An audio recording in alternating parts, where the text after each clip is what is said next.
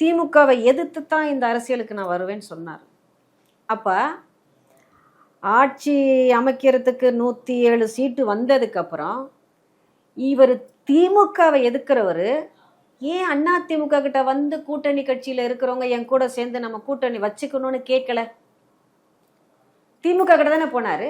அப்போ ஆரம்ப காலகட்டத்திலேயே நான் அடிக்கிற மாதிரி அடிக்கிறேன், நீ பிடிக்கிற மாதிரி பிடி, நான் அழுவுற மாதிரி நடிக்கிறேன், நீ எனக்கு ஒரு லாலிபப்பு சாக்லேட் வாங்கி கொடு அப்படிங்கிற கதையாக தான் இதை நாங்கள் பார்க்குறோம்.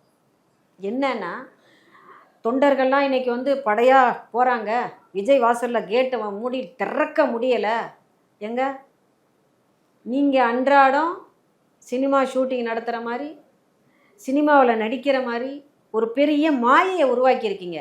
காரணம் என்னன்னா திமுக கூட்டணியிலேருந்து ஒரு 4-5 கட்சியை நம்ம சேர்த்துக்கிட்டோம், இவங்க நம்மளை விட்டு போயிடுவாங்களோங்கிற அன்றாட ஒரு பயம்.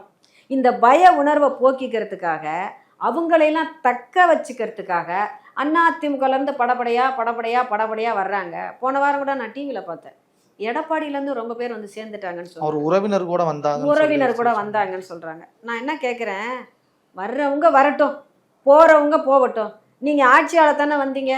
அப்போ மக்களுக்கு நடக்கிற பிரச்சனையை தானே நீங்கள் கவனிக்கணும். அதிமுகலேருந்து கூட்டணியிலேருந்து ஆட்சி பிரிஞ்சு வர்றாங்க, ஆளுங்க வர்றாங்கிறது மட்டும் நீங்கள் ஏன் கவனிக்கிறீங்க?